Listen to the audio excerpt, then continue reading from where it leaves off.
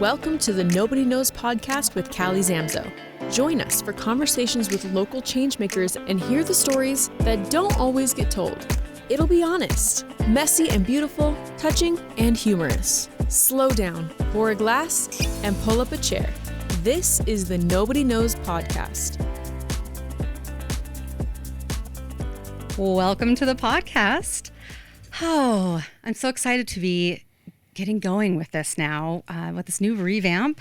And I have so many things on my mind today. And I'm in this phase of my life where on occasion, monthly at certain points, I can't sleep in the middle of the night. I just will wake up at like 3 a.m. and things are on my brain.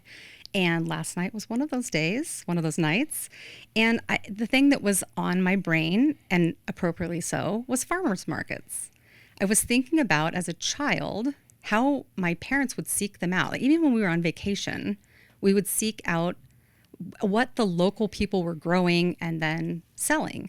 And it was a big deal. I remember one time we went to San Francisco to visit my Aunt Katie and my Uncle Charlie, and they took us to a farmer's market, and they had strawberries there that were, at the time I was a kid, the strawberries were bigger than my hand. And I just remember my mind was blown. I'd never seen a strawberry like that before. And just all the things that go with that, the community and the gathering.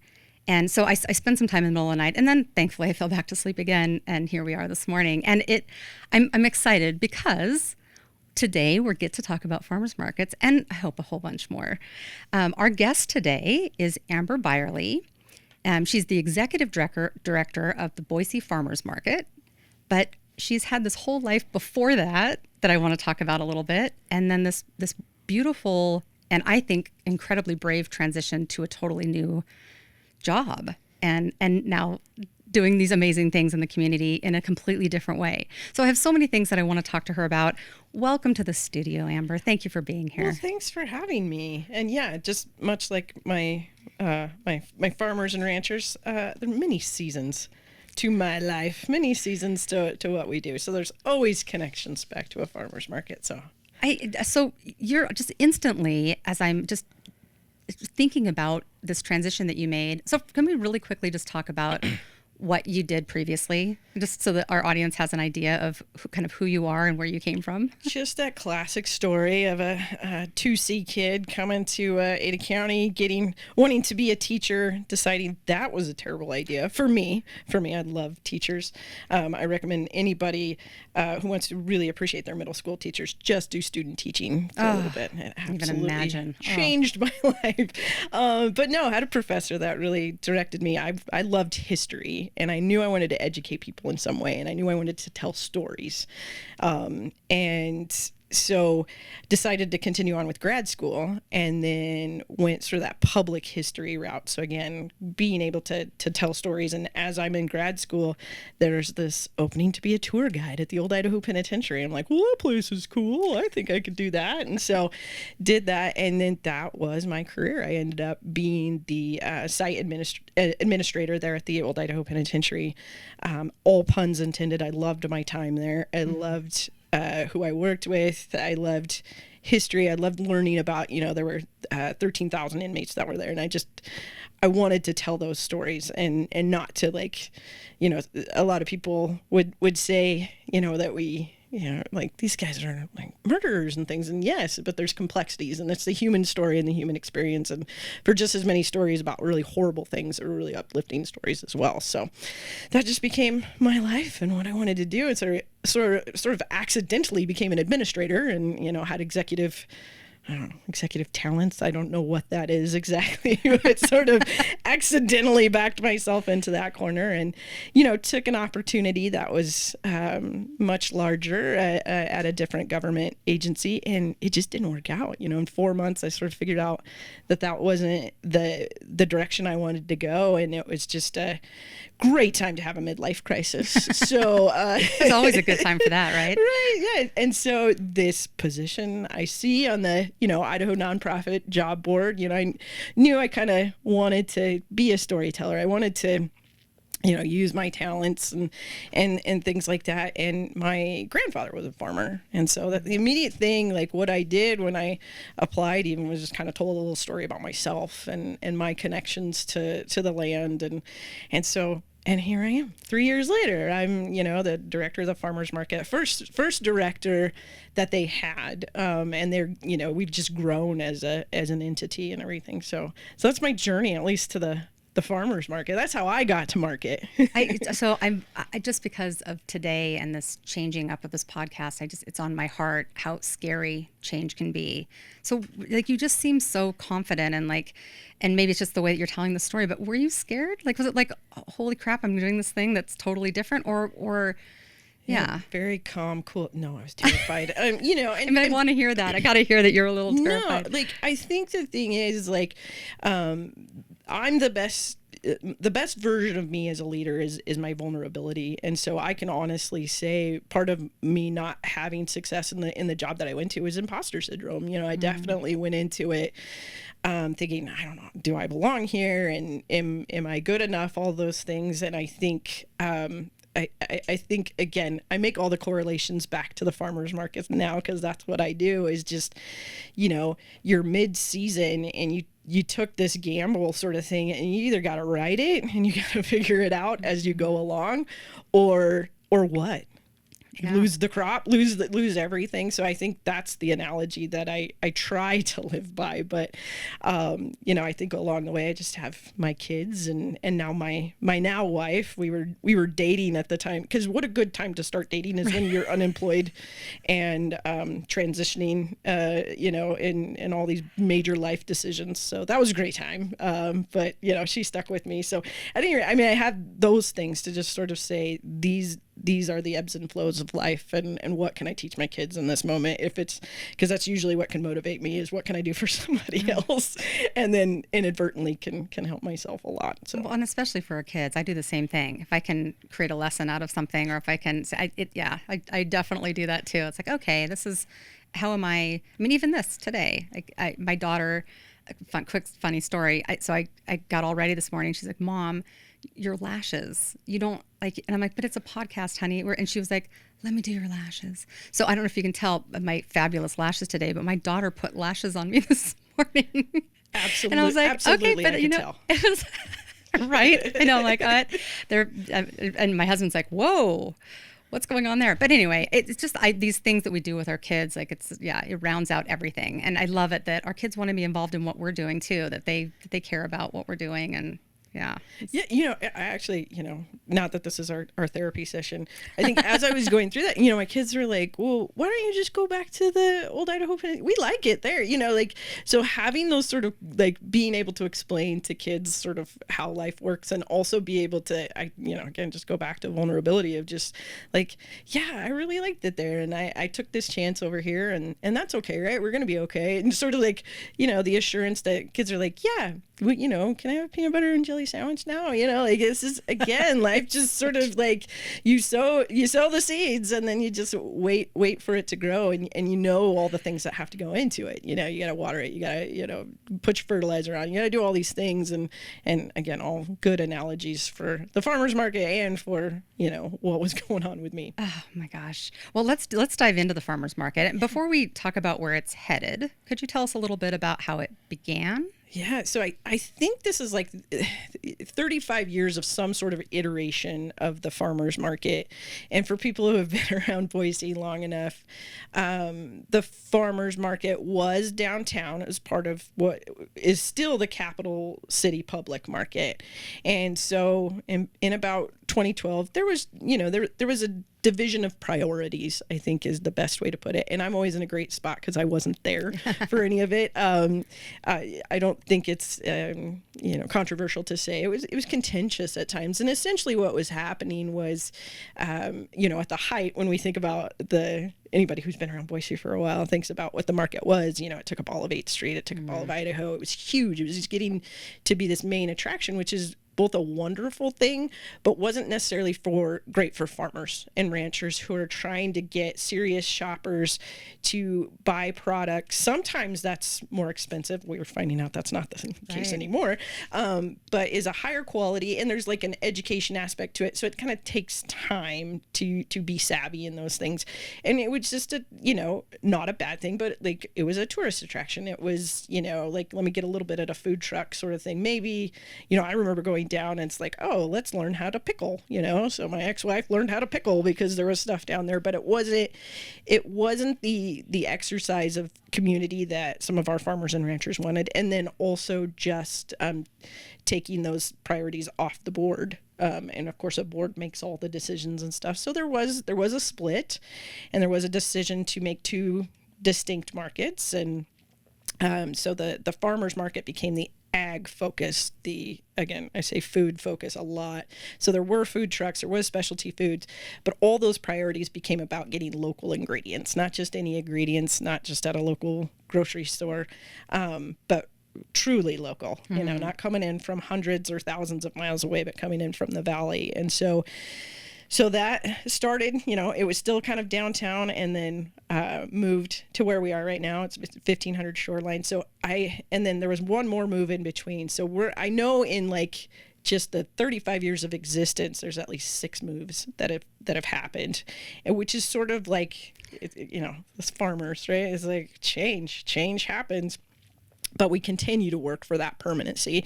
And so I think the priorities of the board, again, keeping it local, keeping that community spirit, creating a sense of place wherever we're at. And I just admire everybody that came before me. Tamara Cameron was the market manager, and really kind of brought all the professionalization and the standards to it so that it means something to be at our market. You're buying into our values, and that's something that we want to emphasize going into the future as well.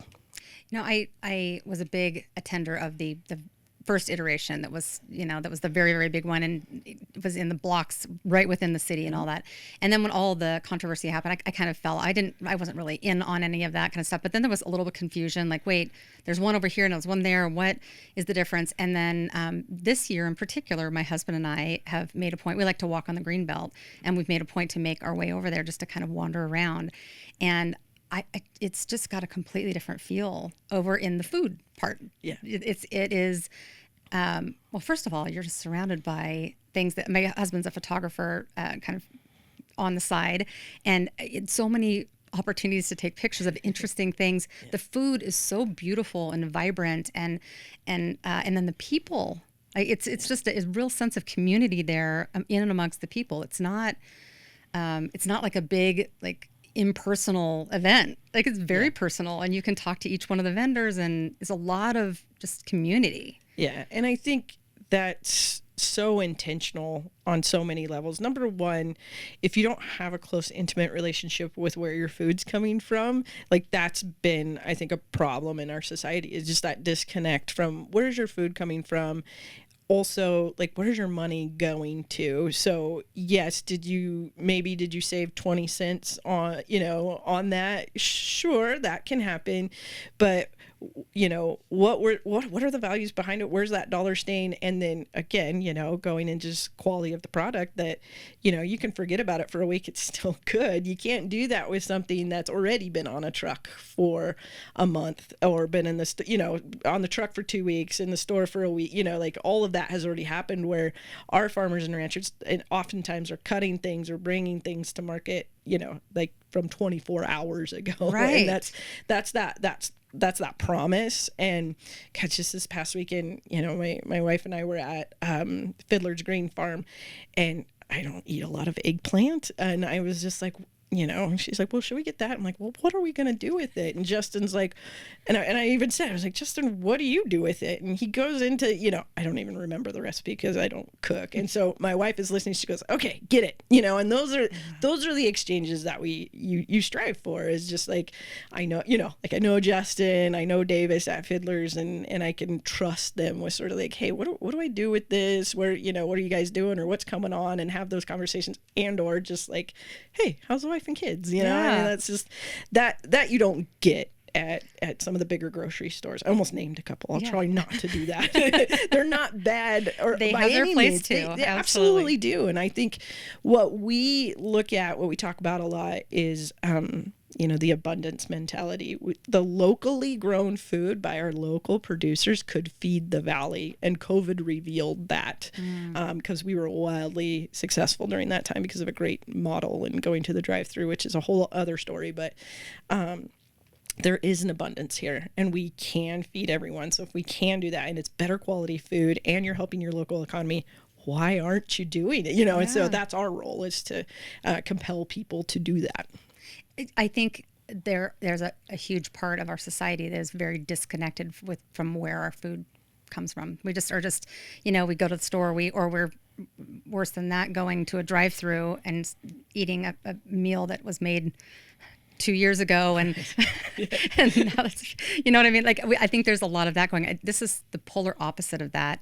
Is there I don't want to get too like existential or anything like that, but is there, it seems to me like we literally can change ourselves at a cellular level when we know where our food is coming from. We know the people who produced it. We have relationships there. We are we're choosing to make the food. We're taking a carrot and turning it into something that we're going to then eat later. Or what are your thoughts on that part of it? And again, I don't mean to be all, but I do feel like there's a health component for individuals when we make choices like that, active choices about what we put in our bodies.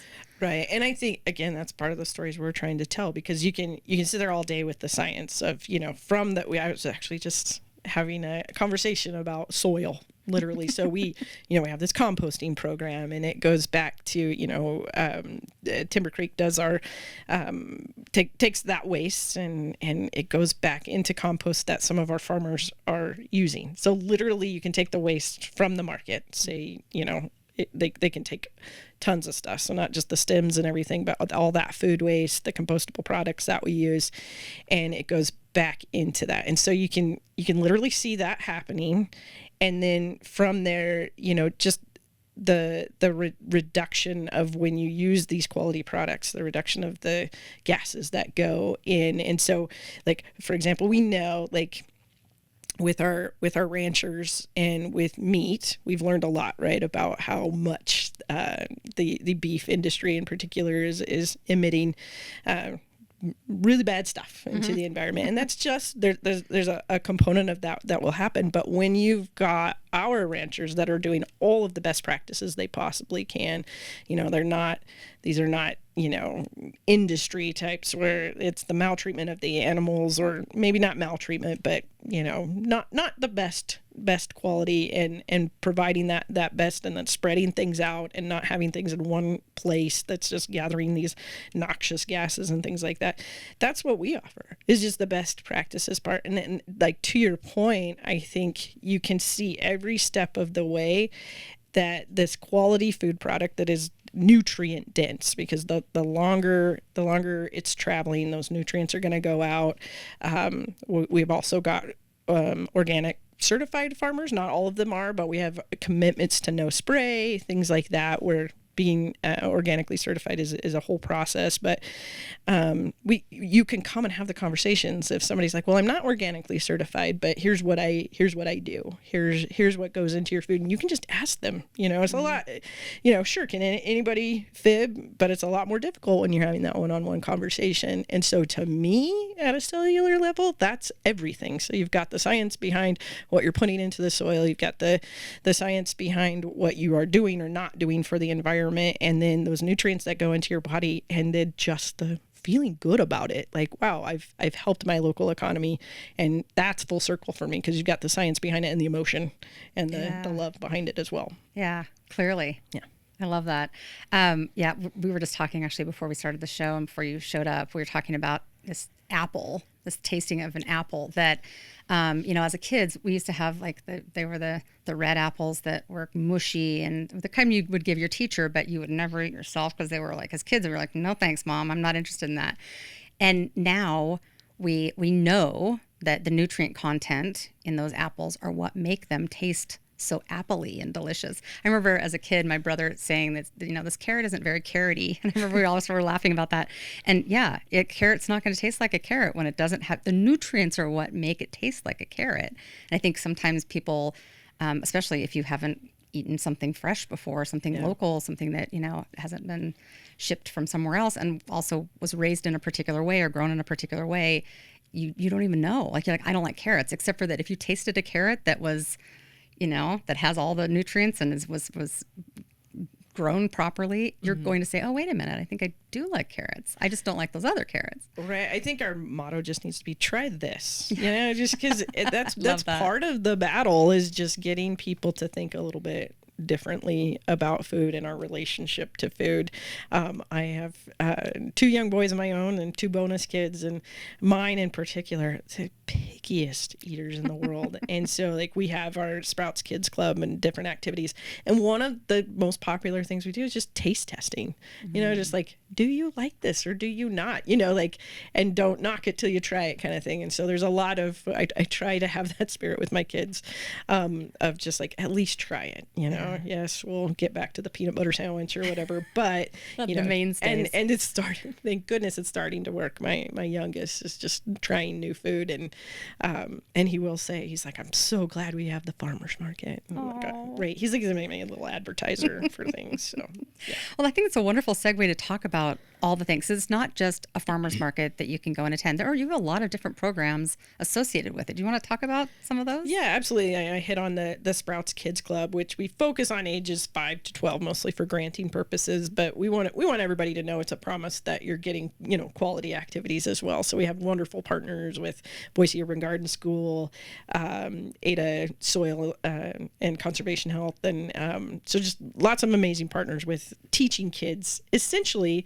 how to become savvy little shoppers. Like if you know how to plant something and you know the soil, and so we're teaching lessons about soil, we're teaching lessons, about my kiddo did some herb salt, so he learned all about herbs, and they had his own salt, so he loves when he can put it on the food we're cooking and actually trying, and so love doing that for kiddos. We also have our what we call our sustainability or green team, and so last year we did a pilot program.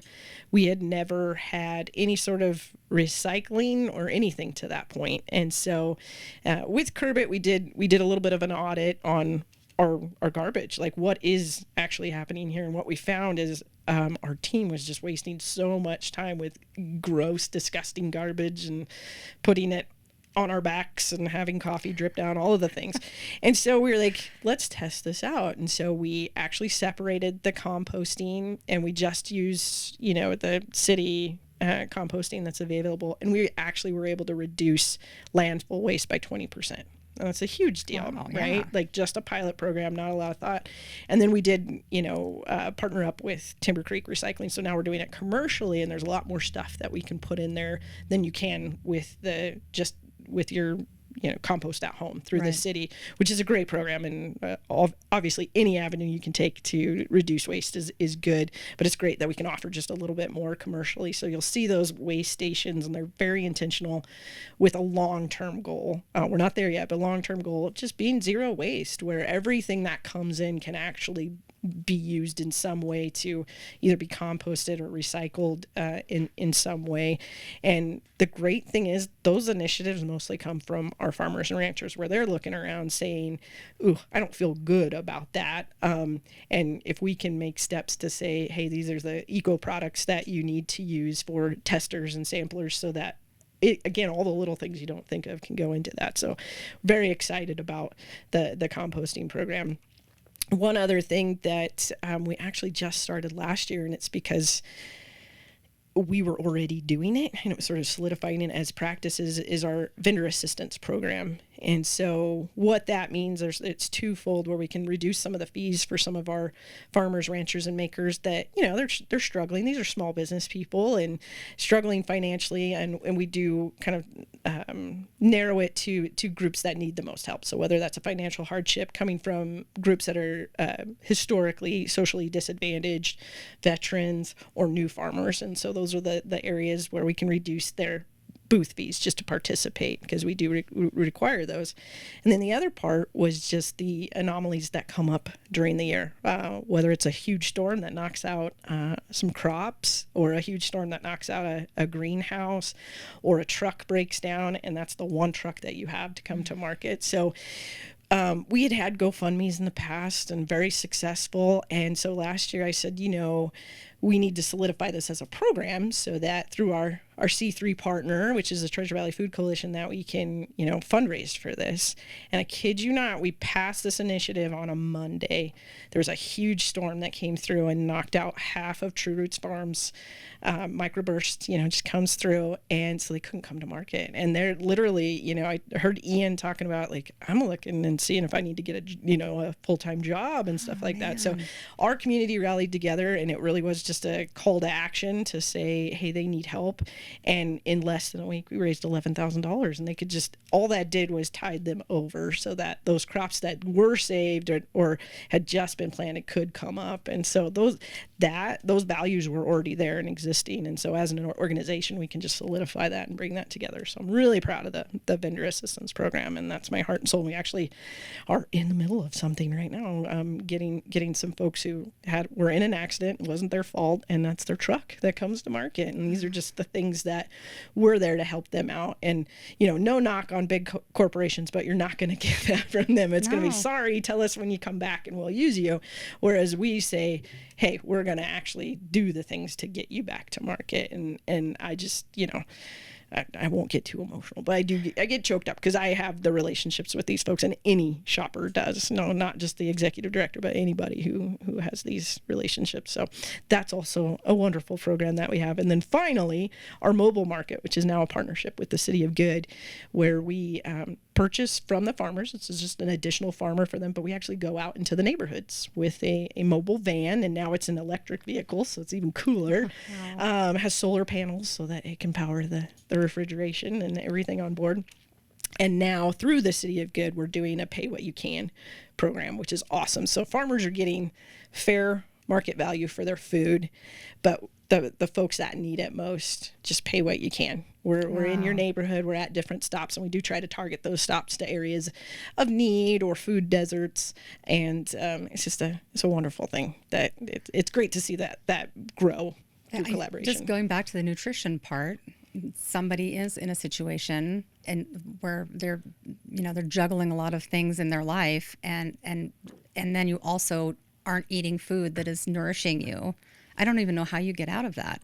What a wonderful thing to be doing, to be helping people at the cellular level, literally, right. So that they have the energy that they can to move past where they are right now and figure out what their next steps are and survive in some cases. Well, and that's what I think, we've prioritized that as just, part of our values is community, and we do that through these collaborations. So the City of Good actually was born kind of from the farmers market when we, during COVID, when we had to shut everything down except for our drive-through. So we proved that we were essential, just like the other grocery stores were. And so City of Good started to put restaurant workers to work and putting meal kits together and things like that. So these restaurant workers that all of a sudden didn't have a job, we could do that through the farmers market. And then they've grown as a nonprofit and now prioritize food for all, or food for everyone, and radical access to food as well. But not just any food, the good stuff. And it's no knock on, food drives and things, because people just need to eat. Right. First and foremost, people need to eat. But they need to eat good food too. Yeah. So to have a partnership, we have these like-minded organizations that can come together to say, you want to feed people, we want to feed people good stuff, regardless of whether they can pay for it or not. So that's another program is our Double Up Food Bucks, which is great. So, we've seen this sort of drop in SNAP, which is terrible, but we do still offer SNAP, and arguably you can't go against farmers markets, right? That's the good stuff, and staying out of all the controversy of what that means. SNAP is still needed. We see the need there, and for people to come to the market and say, okay, I've got $100 to spend, which we run their card, that's fine. Right now we're matching up to $20 of that. So if they put $20 in, they get 20. If they put 100 in, they still get 20. And we're working to make that program 100% match, because it just shouldn't be a barrier. Your lack of being able to pay for something shouldn't be a barrier to you, getting food and getting nutritious food. So it's wonderful to see that program grow as well, and to see people so willing to say my neighbor deserves to eat just as much as I do. Again, regardless of, we want to be that access point for people no matter what. We'll get you the good food you need. Okay, I'm going to go here. This is probably a danger zone. I'm not trying to be dangerous, and this is off script. However, I heard you say like-minded. I heard you say mission-driven. I've not once heard you say anything about politics. Yeah, I mean, I think there are politics. There always, but I don't, that's not what's driving you. You're trying to do what's best. Right. And my favorite thing about farmers markets is it, like, in the cheesiest way possible, food is the great unifier. It is. When we all need it, no one also can argue about local, like, again, the biggest gripes are going to be about price, and you can haggle over some of the things, but you don't haggle over the value. You're like, yeah, everyone can say, I value local, I value my money staying in my community, and I value really good food. Mm-hmm. Like, that's okay. Like, yeah. These are maybe in the next presidential debate, they can talk to me about the questions they should ask. And like, that can be the great unifier in our kumbaya moment. Because it is true. I can tell you, we've got farmers and ranchers from all walks of life and all political walks of life. Absolutely. But I know each and every one of them, when a vendor's car breaks down or a storm comes through, are going to come to, you are going to give me, because it's like, why it's not that difficult for us to come together. And under the sorry, these are those moments where I just get really passionate because I ask for it. Yeah, I come from rural Canyon County myself, and just reveal a little bit about myself. I campaigned in 1988 in my second grade class for Michael Dukakis. Most of you probably don't know that name because he lost horribly to George H.W. Bush. And I remember the conversation with my, I shouldn't say I remember. My mom loves this story where my teacher said, parent-teacher conferences, we didn't realize your family was Democrats. Those are rural Canyon County.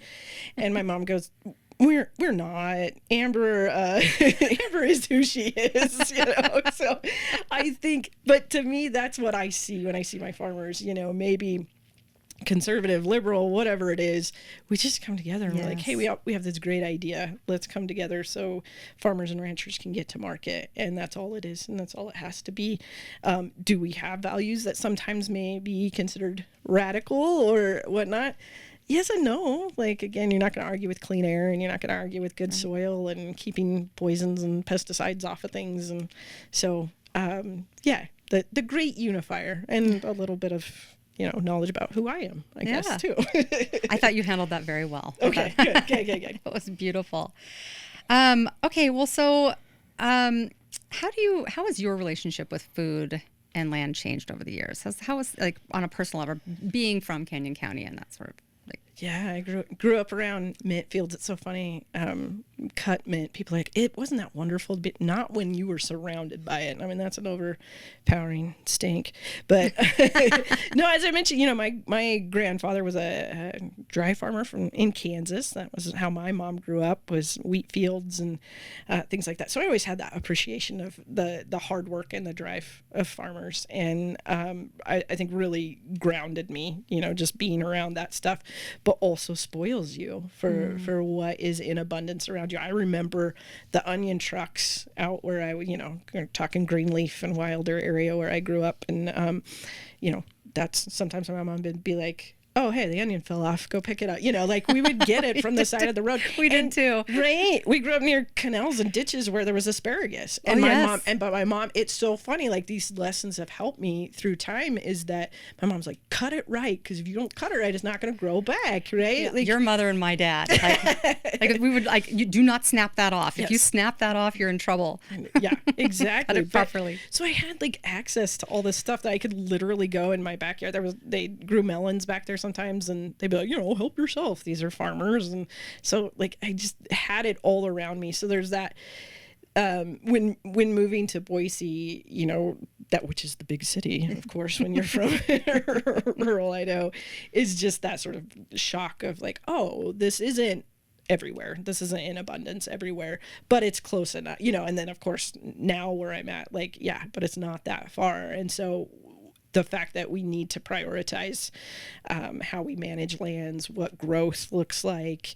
And again, these, like in Idaho, it's not super controversial. We come together on things that, you know, especially based on land. I think that's the great land and food is a great unifier, and that's it has everything to do with farmers markets. Yeah. And especially particularly our farmers are mostly small scale. It's very rare that you're talking hundreds of acres. These are, you know, smaller acreages that we're talking about, and so prioritizing those things. So I don't know, I tend to go off on tangents, so hopefully I'm somewhere near the actual question. Oh, that was great. That was great. Okay. It's actually time to thank our sponsors. So this episode is brought to you by Zamzows, your local partner in garden, pet, and planet care. Whether you're growing your own veggies or supporting local growers at the Boise Farmers Market, Zamzows has the compost, seeds, and soil building know-how to keep your connection to the earth thriving. To learn more or to check out a wide variety of products and offerings, visit zamzows.com or stop by any of our convenient Treasure Valley locations. Nobody knows like Zamzows.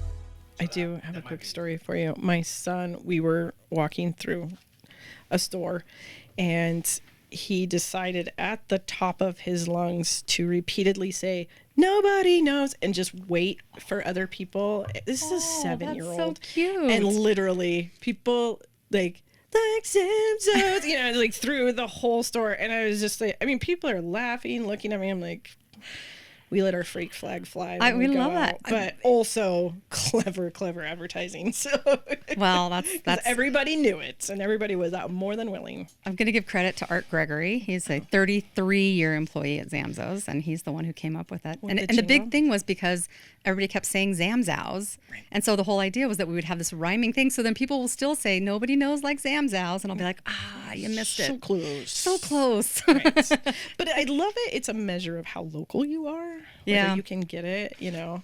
Yeah, Boise and Zamzows. Those are the two easiest ways as far to as know. like enunciations. And then like, do you not recoil when you hear stinker station? You know, like go through all the list of things. That's true. That's what right. Kelly's around for, to do all the OG stuff. So all right, it's time to move to our segment that we call Sharing is Caring. So I have some questions for you. Rapid fire, if you will. Doesn't have to be rapid fire. okay. So the first question is, what is a book that you return to again and again? Oh, goodness. It's like the strangest thing in the world. Catcher in the Rye. Catcher in the Rye, which is like me and serial killers. I hear like carry that with them, like all the people who have assassinated. Have you heard this? No, I have not. It's a conspiracy theory thing that they like. I think Chapman had it on him when he shot. Now I got to get the right people. Lennon. Anyway. I don't know. That's a terrible story to tell. But Catcher in the Rye is not a bad book. And that one just spoke to me.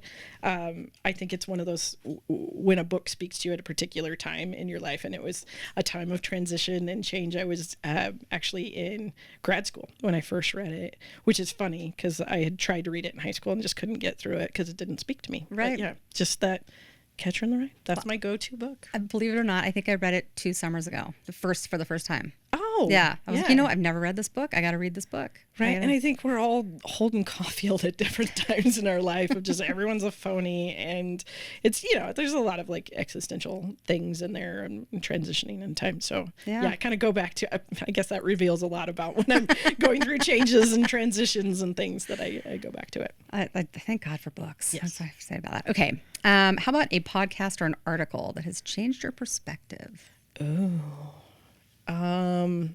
Actually, I'm gonna give a plug to my friend. It was a leadership one, and of course, see, this is a terrible thing. I never remember it, but I love listening to any type of leadership stuff. So like a Brene Brown or something like that. That's just sort of like, and I know everybody that has different opinions of Brene and where that, but just doing the emotional balance and the emotional intelligence stuff is what I appreciate. So I don't really.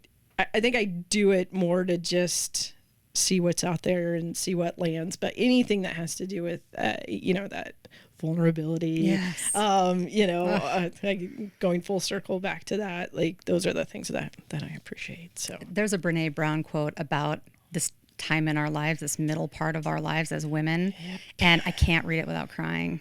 Right. Like, and it's all about, listen, this is a time when you got to cut through the crap and it's time to stop, drop all the airs, drop all the falsities and start being yourself. And it makes me cry every time. Right. Well, and like that armor that once protected you, that had a purpose. Exactly. It's now holding you back. Yeah. It's now holding you back. And Oh, you know the same way. quote. I do. I know my Brene Brown.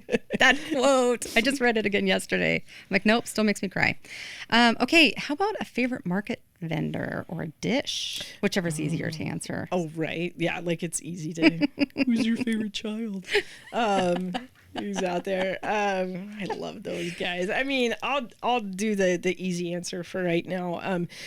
Purple Sage Farms, which is out in Middleton, and Tim Sommer is our board president right now. So like that's a safe answer. But also going back to what makes me is the relationships that are built. And I see Tim. I call him Preacher Tim because if you want to know, like, yes, have him on your podcast sometime, but just know you're going to be in here for 3 hours and you're going to make your editor's life fun, interesting. Sounds awesome. Because he's so passionate about it. You know, he's been doing it for almost 40 years of, having an organic farm, and he's raised his kids there. And now his grandkids are there. And what he talks about is just like, my kids are doing things I could never imagine. I can't even imagine what my grandkids are going to do. And I love Tim for being passionate. And that's a relationship that no matter what happens in life, I will keep that one. So I favorite because of just how much I see him love and care about the land,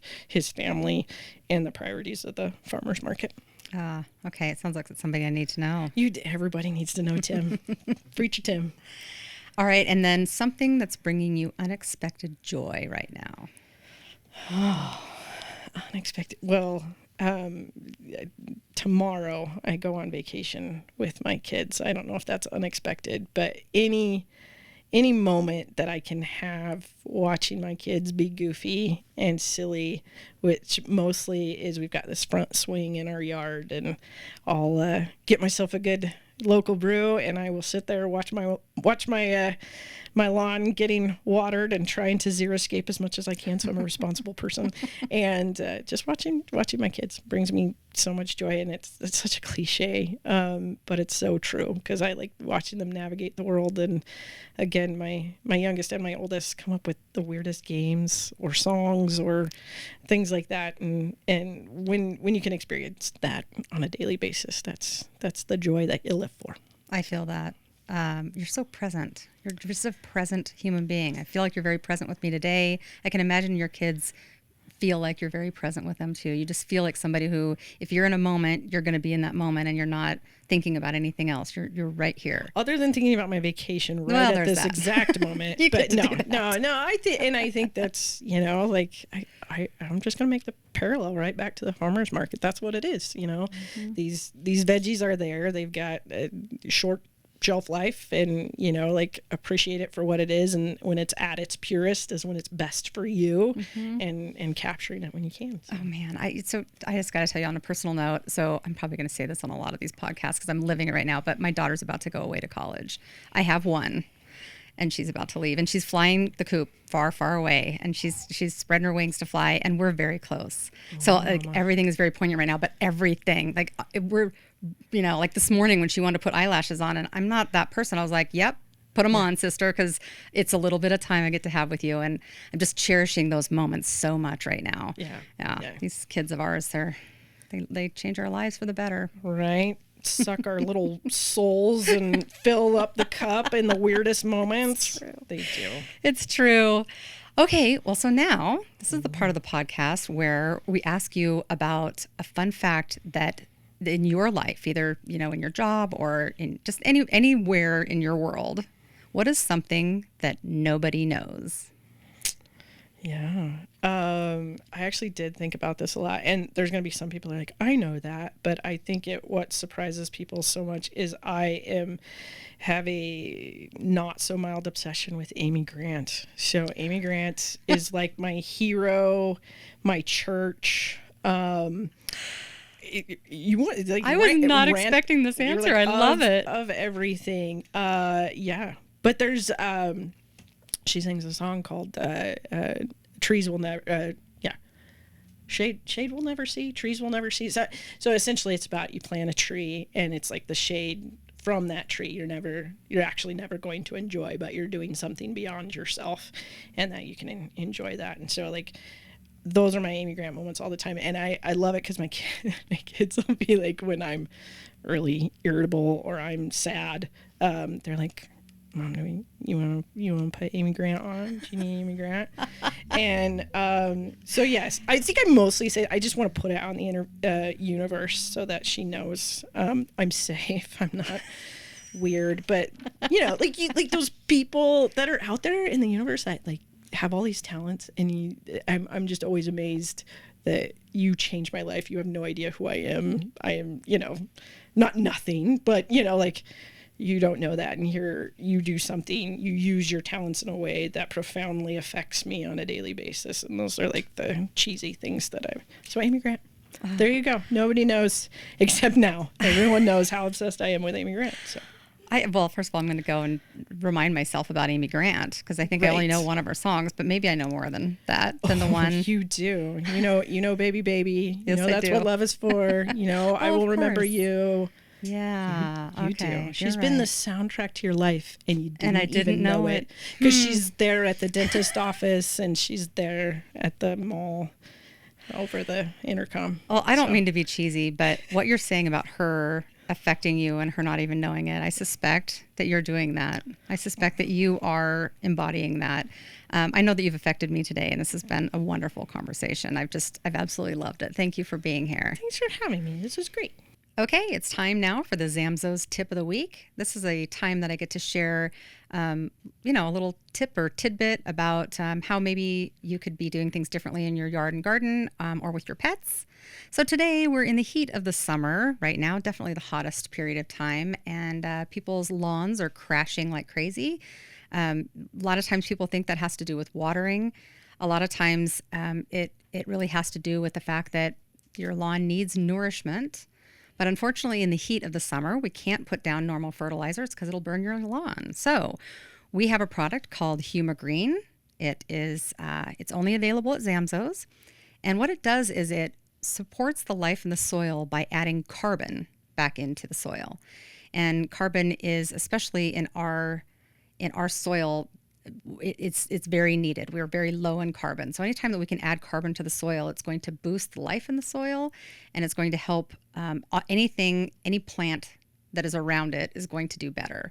And so generally we put the HumaGreen down on lawns, but my favorite part about this application is that you put it in a spreader and you can let it fly anywhere in your yard. So I like to just be really haphazard with it. Unlike a normal fertilizer where you have to be very careful, I just put it in the spreader and I start running it around. And when I get close to the flower bed, I shoot it into the flower bed too, because it's great for the roses and it's great for my, all my flowers and my bushes and everything else. And then in the meantime, it's helping my lawn look green. And there's also a thing that we call HumaGreen green, which is actually the literal color of the grass turns into this beautiful, rich color.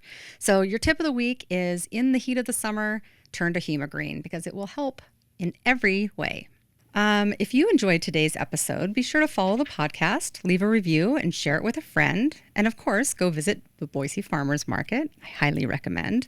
That's all going to be on Saturday, so do it this Saturday. And then what's the time frame? Yeah, so the walkthrough market is April through October, and it's every Saturday 9 to 1. And then we have the winter market that goes indoors in November and December. So maybe I have to come back and talk about that.